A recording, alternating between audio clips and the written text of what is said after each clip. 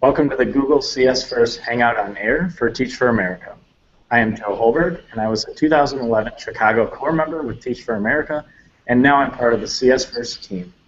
And here with me is my colleague, Heather Hoffman. Hey everyone. Great.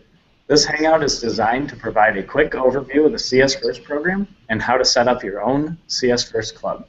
While this Hangout is for Teach for America, anyone can join, and anyone can start a CS First club at any time. Even for teachers without a background in computer science, such as myself, CS First is for you too. For those of you new to Hangouts on Air, we're coming to you live from Google. You can ask questions in real time that we'll answer during the next hour. You can write your questions in the comment section or use the Q&A icon on your screen. For those that want to follow our live transcription, it can be found in the description on the events page. The video will be posted later so you can view it anytime.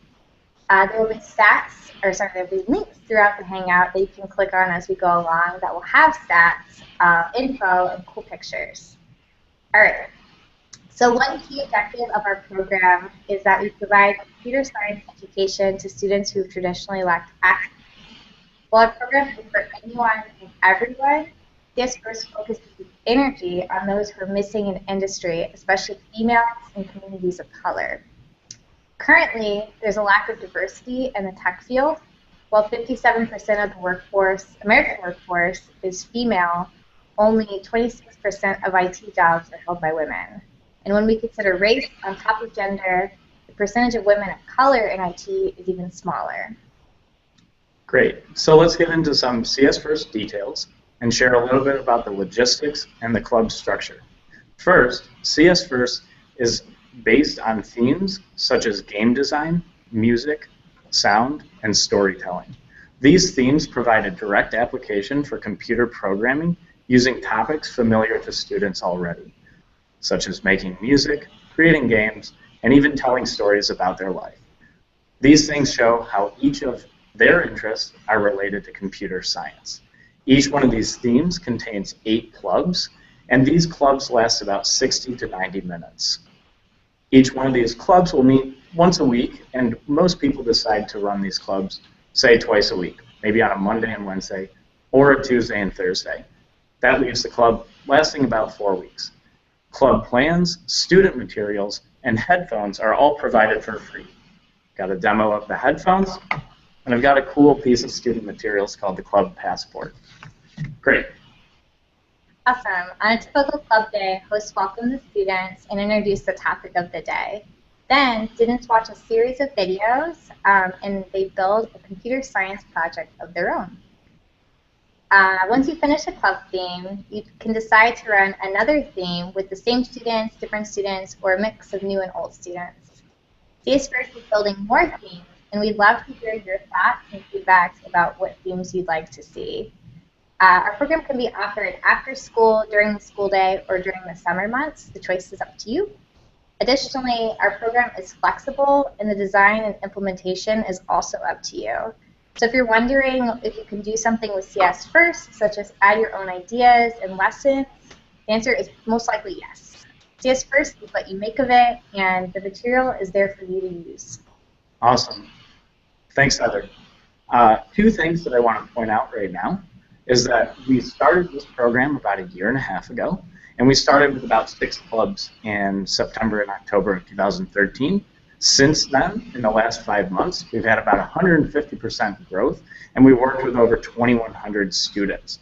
We've done this because we've had a team that's composed of half educators, such as myself, and the other half of our team are CS folks, and we think that that overlap in this pilot phase in building CS First has really just brought our materials together and given something to students that's super engaging. With those 200 clubs across the United States, we actually want to bring somebody, a special guest online. His name is Bradley Peterson, and he is one of our first clubs out in Texas, and he's going to tell you a little bit about his experience. So Brad, I would like to welcome you and hear from you. Sure, thanks. Yeah, my name's Brad, and I teach at Kip Shine Prep Elementary School in Houston, Texas. And I guess first just to say that my students love the Google CS First program. This is my second year as a Teach for America core member, and last year I had experimented with several different coding websites and programs to try and bring some of that into my classroom. I teach 4th grade, and it was a little bit haphazard, a little bit hit or miss. And so this summer, when I heard about the Google CS First program, I decided I'd give it a try. And I emailed Joe. We got together, and everybody at the program has been wonderful, amazing. The supplies came, the kids love it.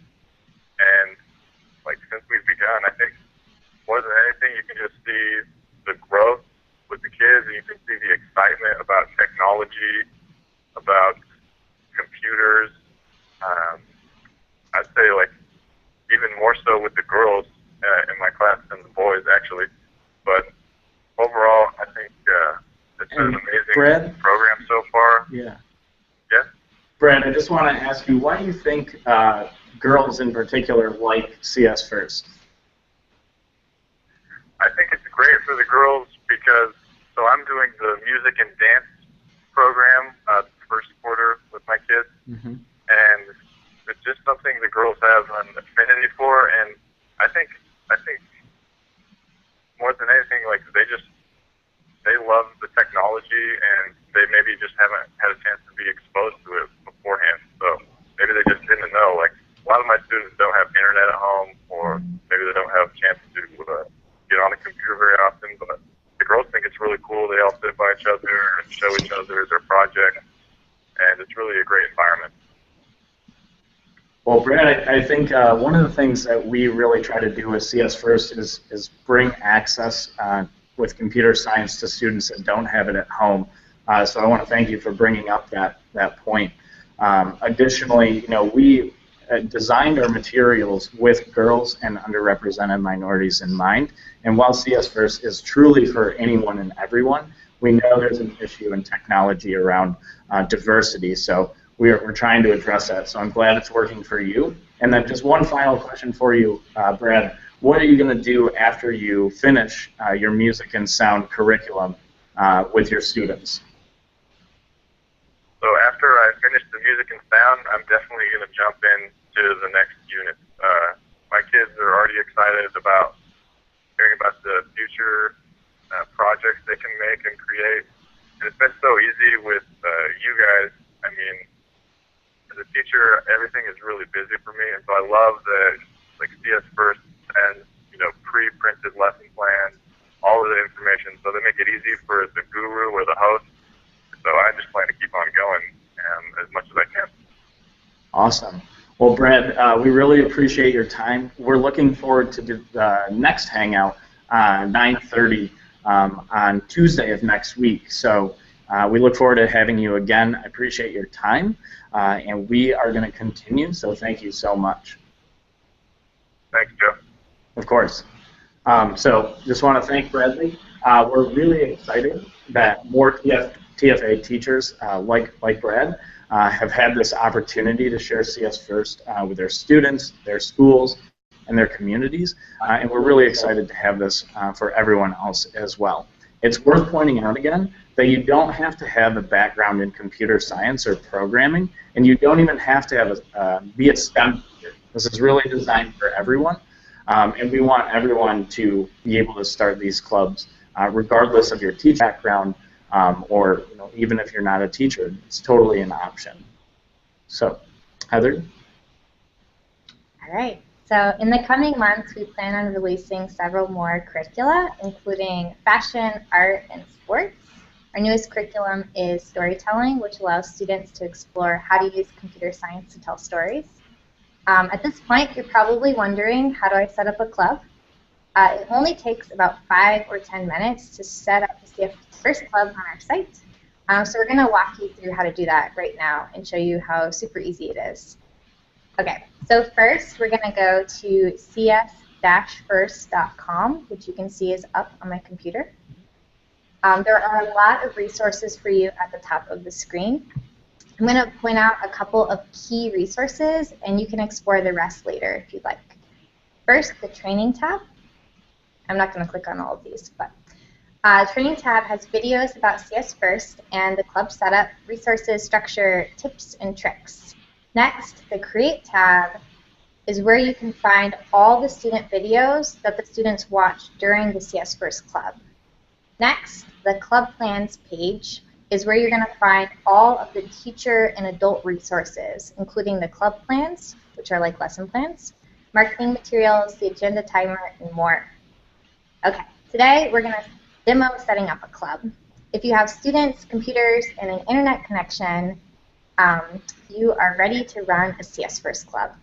I want to point out again what Joe said, that the clubs can be run by teachers, principals, after-school staff, pretty much anyone that has a group of students they'd like to share computer science with. Okay, now let's go ahead and click the Get Involved tab.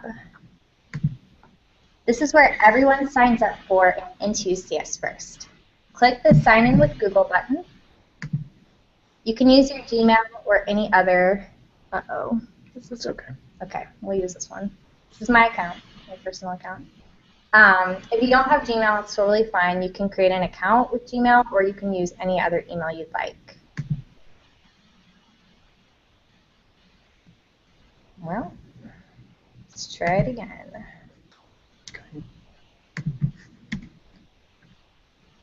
I'm going to try signing out and signing back in. Let's Perfect. see. It is worth pointing out right here, one of the things that happens often in CS First clubs is things don't go as planned. Little fun fact, we had to do a little bit of troubleshooting before the event. Hopefully it's going well for the live viewers at home. And so as Heather and I try to figure this out, just know that if you're in front of students ever, it is completely okay, and it's actually encouraged not to know the answer immediately, and it just really fosters that problem-solving mindset that's part of CS First. So if you give us 1 second, we're going to try to work on this. We're going to do some live troubleshooting. Live here. troubleshooting, So that's the the site best. thinks that I'm signed in, but also signed out at the same time. Okay. Let's go ahead and do... Dee, can you still see that screen? Incognito. Here we go. Oh, Great. awesome. Okay. Thank you, Joe. No Great problem. idea. Right. Okay. So she's going to sign in real quickly with just a generic Gmail. Again, you can use Gmail, you can create one, or you can use any other. And now that we're signed in, we're going to do a couple of basic setup things as soon as that comes through. So go ahead and hit accept the permissions if you'd like, and then we will select our role. Just to point out here, if you're a teacher, a host, somebody that's in charge of students, that's your role. If you're going to be a volunteer from the community, we have the name Guru for you. And then if you want to also select the advocate role, we'll give you resources to promote CS First in your community.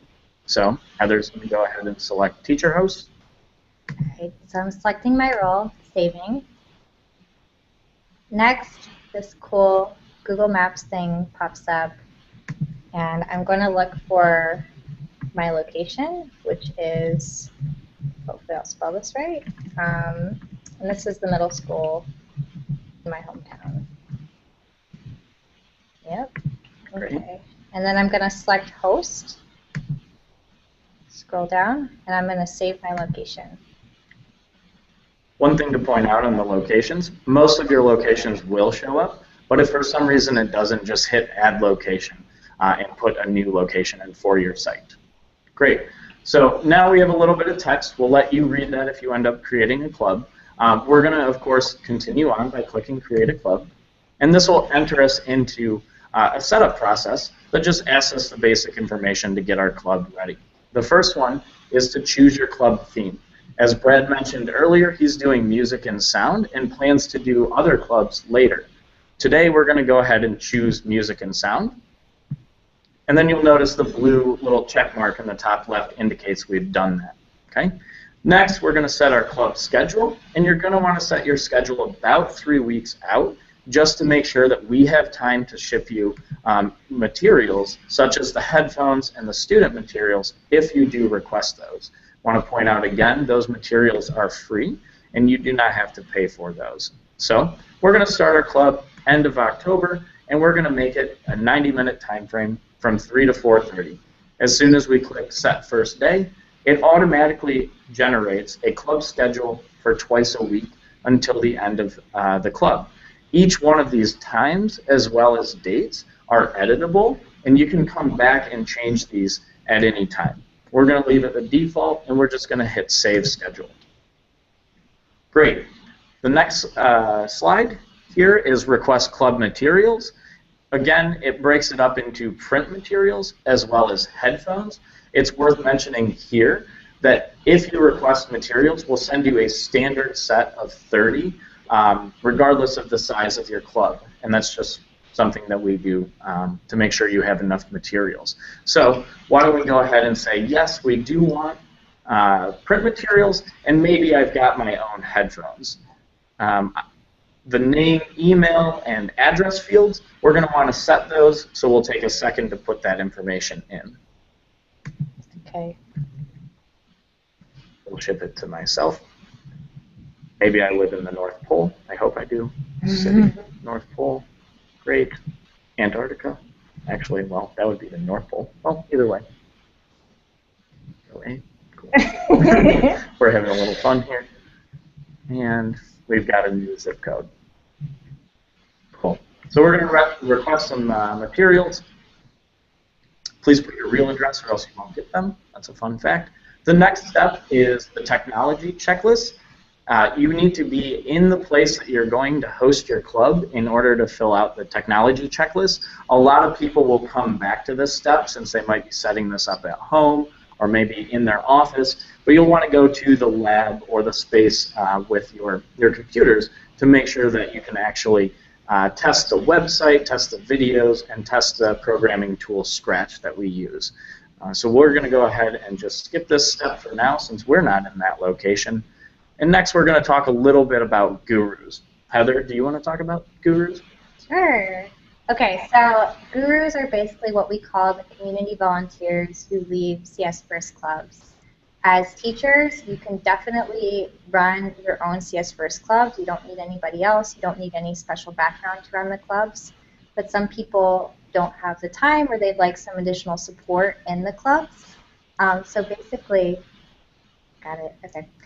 So basically, you can request community volunteers on our site. It's worth pointing out that our program has grown a lot in the past year, and so we don't have volunteer bases in all of our new locations, but you can definitely try that out as an option. Okay, so the first option is you want gurus, you want community volunteers in your club to run the club. You're going to be present in the room, but you're not actually going to be leading. The second option is you want to help lead, but you'd also like some additional support. The third is you'd like to lead the club on your own, which is totally fine, and you don't want any additional volunteers. And finally, if you know of parents or local tech professionals or college students or really anybody who you think would be interested in leading the club and you want to share this opportunity with them, then you can just send an email to invite them. That's good information. We actually have a question from Taylor. How long is the training? And this is a good time to point it out, that the training really only takes about an hour. It is on our site, as you have seen. And again, CS First is really designed for everyone to work with. So that means teachers with or without a computer science background. And the exciting thing is, this is really designed for students in mind. So we've tried to design this so that it's easy to understand, easy to learn, and easy to set up. So thank you, Taylor, for your question. Great. Okay, so cool. This is a good time to mention that if you can't find gurus to volunteer, it's totally okay. You can lead the CS First Club yourself by watching the training videos and just being excited to share computer science with your students. Okay, so our club is set up. We are good to go on materials. Yep, and one thing to mention here as well You notice that the blue boxes indicate that you're done with that step. We skipped a couple of steps, like step 4 and step 6 on our website. We would come back and complete those at a later time. And so once yours are all complete, that's when we would actually ship you your materials. One important thing to point out at the very bottom right, where it says club members, you'll notice that there's a unique URL. It's www.cs-first.com/cog. In this case, this is the unique URL that you would give to your students on day 1 so that they would actually, sorry, I lost my train of thought, so that they would be able to get their account set up. And so they would be able to log on real quickly, get some on account, they're good to go, makes your life easy, and it saves you about 30 to 40 minutes or more, probably. Great. All right, that's it. We have a few minutes now for questions and answers. Thank you so much for joining us. We hope that you feel confident in starting the CS First Club at your own school, and definitely pass on the word to other people who you think might be interested in this. If you have any further questions after the Q&A, feel free to contact us via csfirst-info@google.com. Great. Let's go ahead and dive into some of the questions that we see online.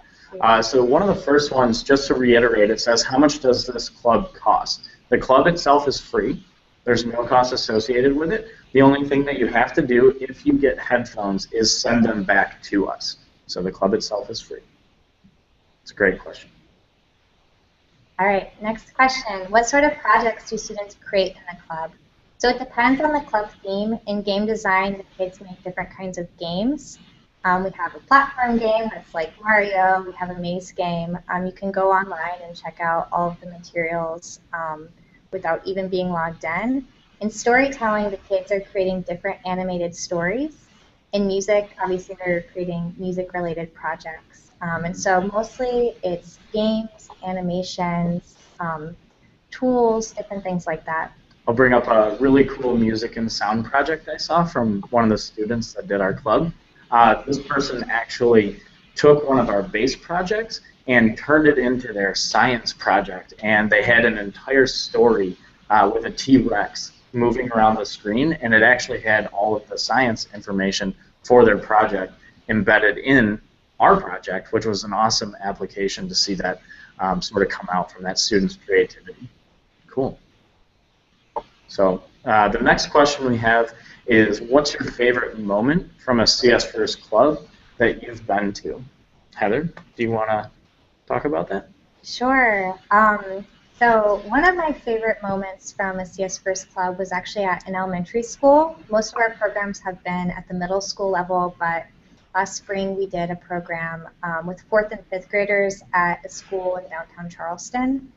And we didn't know how it would go because we didn't know if the materials were too challenging for elementary school kids. And I went to observe the club just to see how it was going on the second day. And when the kids came in the club, and they were so excited to tell me about how much they loved it, and they were so excited to share their projects with me. And one kid told me that being in this club made him feel like he could do anything. And I wrote the quote down because I was like, this is gold. And yeah, the kids just were so excited to be part of it and to be the first set of elementary school kids who are using our curriculum. Yeah. I wish I had the actual quote in my brain because it was just like the most heartwarming. That's awesome. I have something similar to that.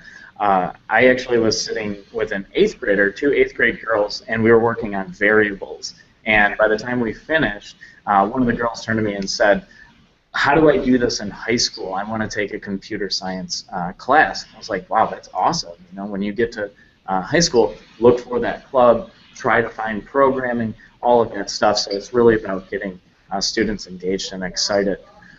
There was a question from Philip. What about students who may fall behind from day to day in a club? Heather, I think you have a good answer for that. Sure, a couple of things. So students can totally work at their own pace in the club, and we want every student to feel successful And so if a student misses a day, it's totally not a big deal. They can skip a day in the club. The teacher can also sort of navigate that situation too. If the kid is really, the student's, disappointed that they missed a project, they can work on that project during the club. It's totally fine. They don't have to miss out. Yeah, do you have? No, I think that's a great answer. The other thing to add is each one of our days has add-ons, and so what that does is it really allows students to be self-paced. And so some may be working at a slower pace and doing the core project. Some may finish sooner, and they may be going on to more advanced material, and all of that is great. I think one of the best things is they just really create what's on their mind, and they spin off and sort of take it where they want to go. So it's exciting to see that. Cool. All right. Why is Google doing this project? Great question. So Google cares about diversity. We need more diversity in technology. And that is, I think, the biggest reason why Google is doing this project. Another important point is that we know that early exposure to computer science is absolutely critical, especially for females. Female students who are introduced to computer science and who are encouraged to pursue STEM are more likely to, follow that in college and to pursue careers in technology and STEM in general. And so that's why we focus on middle school, because we see that as being a really critical, pivotal age for students where they might not get any exposure to computer science in their school, and they might not see that even in high school. So. Yeah, and the other thing to add to that is what we've seen is students are really finding a place in technology, and what they're saying is, I feel confident solving problems in technology around computer science, and that's just so exciting to see.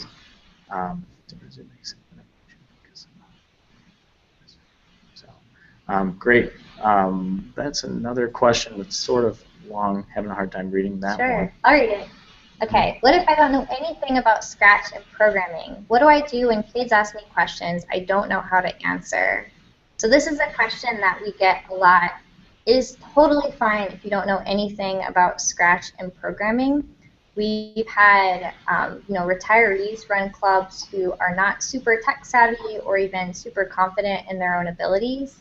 And they're really there, or you're really there, to encourage the students and to make them feel good about what they're doing.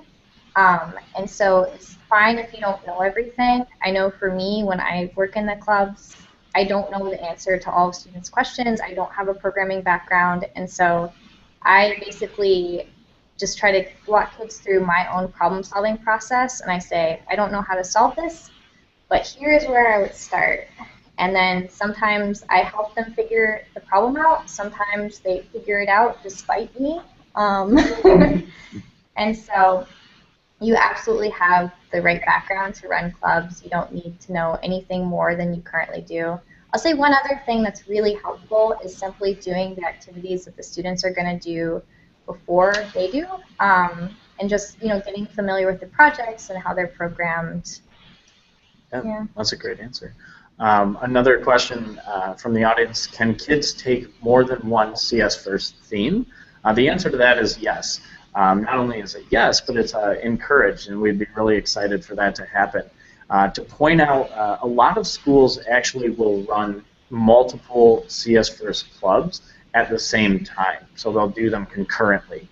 There might be a teacher host that works with 8th graders, and there might be a teacher host that works with 7th and 6th graders, for example. Those students might be in both those clubs if they're on different days.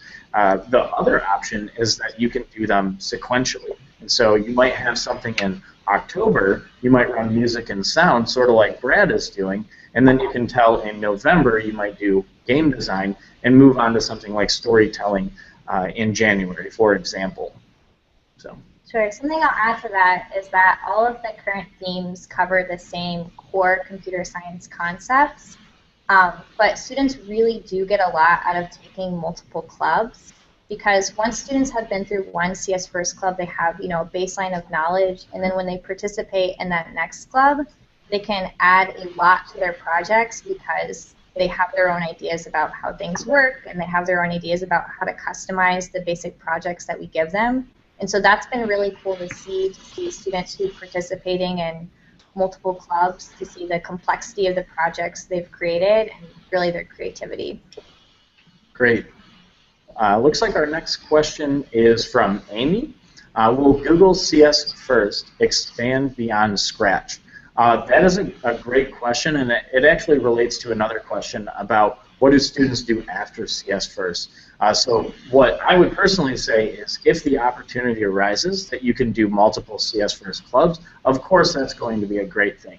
You know, after you've done all of them, or you know, once you've done one, there's an additional resources tab on our website, and we put in a bunch of additional resources: the Khan Academy, Code Academy, Lightbot.